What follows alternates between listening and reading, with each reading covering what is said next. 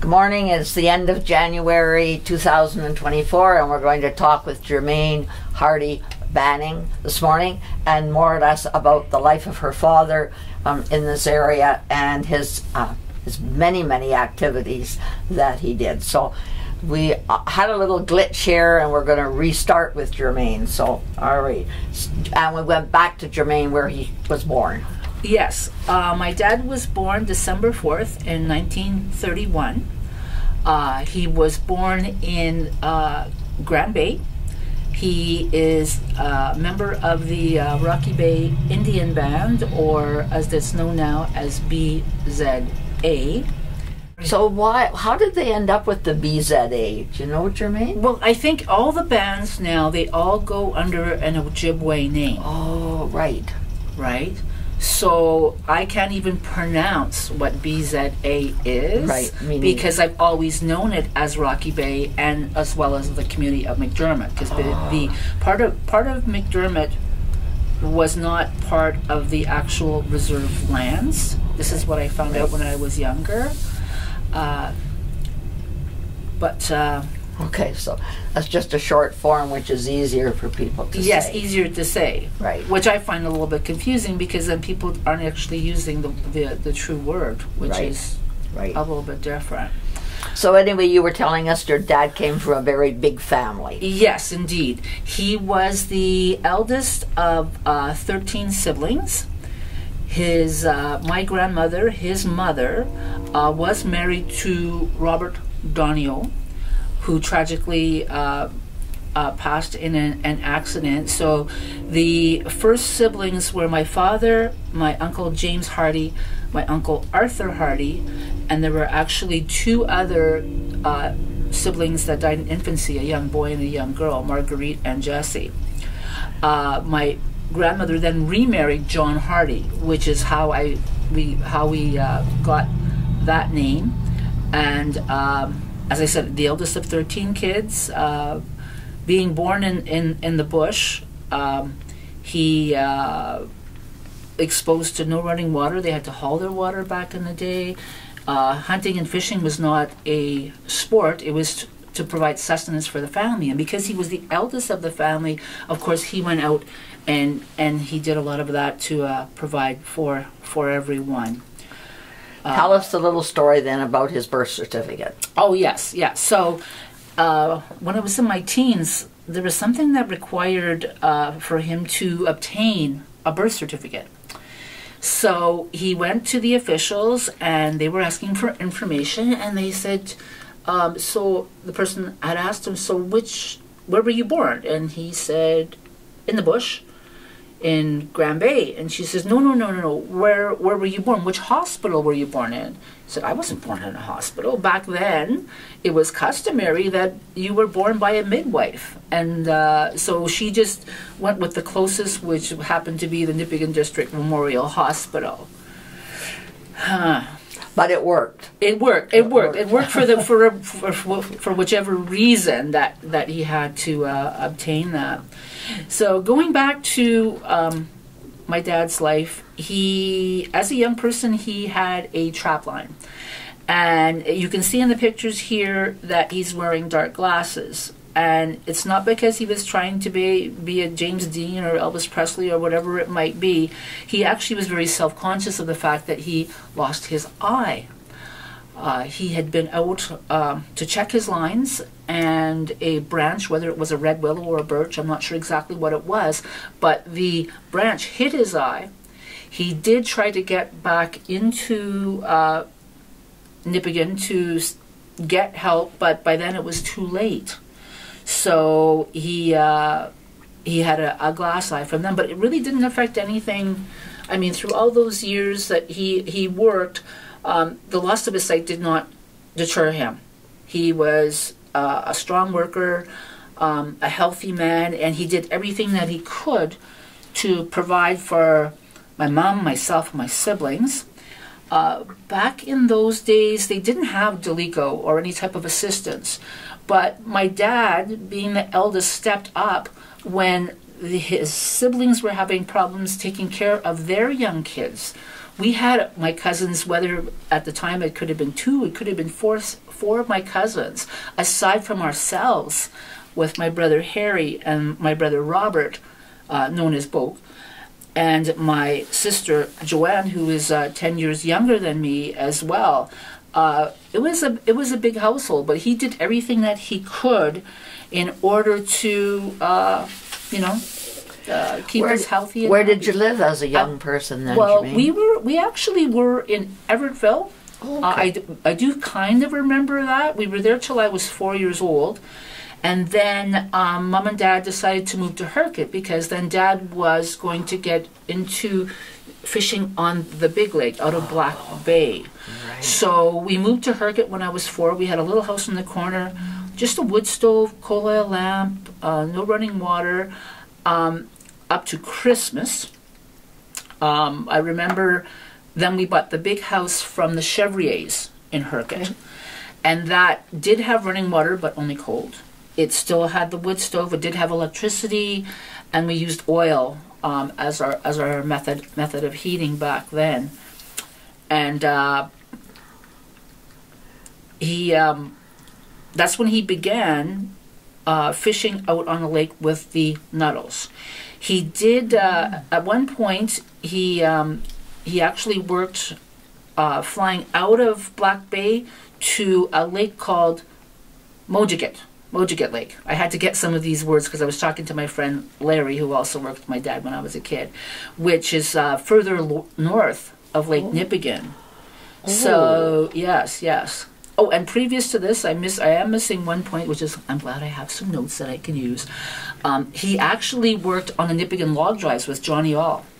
I tried to get a hold of his daughter Jolene to find out what years that my dad may have worked with him or under him, and I couldn't get it down. So maybe we'll have to ask our friends at the museum what years that those might have been. But I remember him telling us stories about how dangerous it was and required a lot of balance in order to stay on those logs. Yeah, for sure.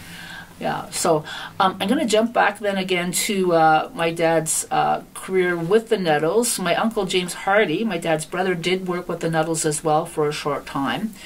But my dad did continue working on the herring run. And there's a few other people that you may recognize their names. One being Alexander Lexi, who is Norma Fawcett's brother. Mm-hmm. He was the skipper or captain of the herring boat that my dad worked on. They would go out of Black Bay. Larry was telling me 6 o'clock in the morning when it was dark. Take the ride out about 55 minutes, not going very fast. He said 18 RPMs to get out to the spot where they usually trolled for fish. So they would drop nets. So you're calling it a herring boat, and that's basically because it was just used for herring. At the time, yes. Yes, at the time, yes. Okay. So that came back to an interesting story that my dad always told me about. The only time that he thought that he felt scared. And what happened that day, Larry and I were recounting the story yesterday, was that they did their usual run, 6 o'clock in the morning. They got out to the point. They usually slept, and Big Lou, we called him, that's what my parents called him. Big Lou was the skipper or captain of the boat. So they got to the spot where they would drop the nets. So they dropped the nets, and then they would have breakfast because they'd be trolling for a couple of hours. Well, things weren't going exactly that smoothly in the wheelhouse for Big Lou. So he said to Larry, he says, well, can you go down and see what's going on? Like, I don't understand. Like, things are choking up. Things are, like, not working properly. So Larry went down, and there was 2.5 to 3 feet of water in the bottom of the boat. Now, apparently, there's a certain a plug of some sort at the bottom, and by chance, Larry said, he happened to, like, they didn't know where it was coming from, but by happen, when he went down, he kind of tripped a little bit with that much cold water, being, in shock, and he happened to put his hand, luckily, on the spot where this plug was. In the meantime, my father, Big Lou, Larry, and I think there was someone else on the boat with them. They were literally bailing water from the bottom of the boat. You know, the electrical was being covered. Everything was, it was a pretty scary time. So Larry, being a quick thinker, this is Larry Stenlin now from Hercot that I'm speaking of, he yelled at my dad and he said, "Hey, Jiggs," he goes, "Yeah, whittle me," he said, "a plug, about 1.5 inch round." He says, "as fast as you can." And so my dad did so, passed it to Larry, and they managed to get that into the hole. In the meantime, though, I mean, the water's still there. They're freezing cold. They're thinking, like, are we going to make it back to the shoreline? Right? Like, yes, we're going, but we're basically just idling to try to get back. Plus, they were thinking, we've got 500 pounds of fish in this dragging net. the net. We're gonna miss. Yeah, like, is this gonna do? What do we do? Well, they had to cut their losses, and they had to release the net in order for them to make it back to shore. But Larry was saying he'd never seen my dad looking that white. My dad worked in the bush, so he was dark, windburn, sunburn, but he literally looked white on that day. And I recall my dad talking about this because back in those days, I mean, they went by compass, they went by GPS, they just went basically almost by the skin of their teeth when you think about it. Did they have, I can't remember, would they have had communications with anybody? No. No. It would be just if they hadn't gotten back, then they would have been sending out a search party. Right. But fortunately, the big guy was looking down on them, and they made it back to shore. But that didn't deter them from going out and doing things as they would days after that. Did Dad ever comment who bought the fish from them? Like, who are they fishing for? Herring. I hate herring. But anyway, like, was there a company then that would buy their fish, Germaine, you think? Well, I didn't ask him that, but I do remember, this is going a little bit further in what we're going to be talking about, but Camp Fisheries bought fish from my dad when he moved to Rocky Bay. I've seen them in Nipigon even. I remember Camp Fisheries. Yes. Thank you. Yes. So I'm guessing probably the Nuttles would have been doing the same thing back then because that company was around for a very long time. They were. Okay. Yeah, sorry. So that's all right, no problem. He did say that I mean, even though they were at death's door, basically, it doesn't stop a fisherman. And most times, if you talk to a fisherman, most of them can't swim. My dad couldn't swim. Right? I mean, they just went out and they just did their job. And I mean, if you go on the big lake anyway, it doesn't matter whether you can swim or not. No, it's freezing. And they were going out specifically for this herring run in October, November. Yeah. So that's pretty dang cold. Yeah. Right? Yeah. I mean, even the bravest of man wouldn't be going out. I mean, you see these crazy people doing that, jumping in the lake as a fundraiser, but no, that's not one place that you want to be for any length of time. And Lake Superior is not known for being kind in those months. No. You think of the Evans Fitzgerald and so on. Like, there's a lot of boats that have gone down in that big lake. I can't remember what the exact number is, but I mean, I've seen maps and it's like hundreds, isn't it? Yeah. So. So they went up to actually out on the big lake, because this is just Black Bay we're talking about. Right. But they actually did do fishing out at a place called Shishib Bay, which if anyone wants to Google it on the map, that's way out in the big lake. And they went into a bay that was out there. They had a bit of like a shack that they would stay, obviously. It wouldn't be one of those day runs that they were doing with the herring run at that time. Dad took a little bit of a break from fishing after all those years. We moved to Nipigon in 1972 to the home on Churchill Street. And Dad did a bit of slashing and so on, a bit of bush work. I remember he worked up in Uppsala, like clearing the lines for hydro and so on. Both he and my Uncle James, they were very, very smart. Even though my dad only had grade 2, I'm not sure how much my Uncle James had. But they were very smart in the thing is like, we're making, we have to make money. This is what we do. They were able to negotiate contracts, and they did that for a while. And then in about 1979 to 80, my dad began fishing out of Rocky Bay. There was he would pick up the ice and so on from there, and he would drive up to Onneman River Resort and load up his boat and then go out to Humboldt Bay. So between he and my mother, who was the assistant and major cook or chef for him, they did that for a number of years until the quotas got so tight that, okay, well, it's time to we're getting a little bit older. We're going to kind of call it a day on that. So then after that is basically just sort of sport fishing. This but one here, our family one time camped at Humboldt Bay, and I remember your dad being there. And then I can remember people saying, "Oh yeah, Jigs was here and Jigs was there," everywhere around Humboldt Bay and at Onneman Resort, because Paul Nyman had Onneman Resort then. Yes. And I remember your dad's name coming up lots about his activities up there. Oh, for sure, yeah, for sure. Yeah. He loved the lake and just loved the life. And we actually, my sister and I went up, I think it was after Dad passed, I'm going to say about 3 years ago or so. I remember it was kind of just the beginning of COVID time, so things were strict. But we decided we were going to take a trek out there to his fishing camp. And when we got to the resort, there was a younger person, I think it might have been a son of somewhere between Paul Nyman's and another one. But my sister introduced herself and she said, yes, she goes, we're actually Jigs Hardy's daughters and we're going to take a trek up there. And they said, oh my gosh. They said, we were just kids when we met him. And he was just such an amazing man. And it's just, he made an impression on a lot of people. Right. On a lot of people, for sure. Yeah. With everything. That's a beautiful place up there. It is gorgeous. Yeah. Unless you don't have fly dope.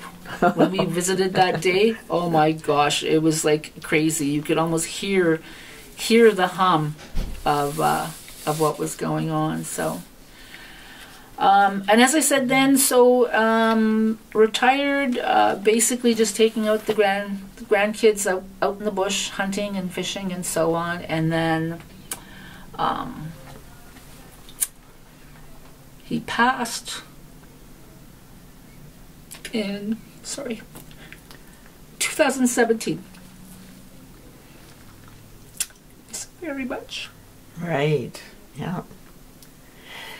So, did his brothers that worked with him, did they stay in the fishing industry at all, Germaine, or the bush industry?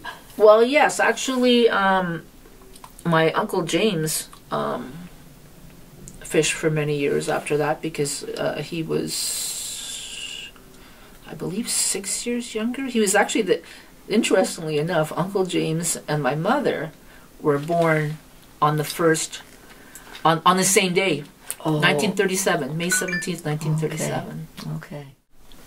All right, so aside from my Uncle James, my Uncle John as well did some ice fishing.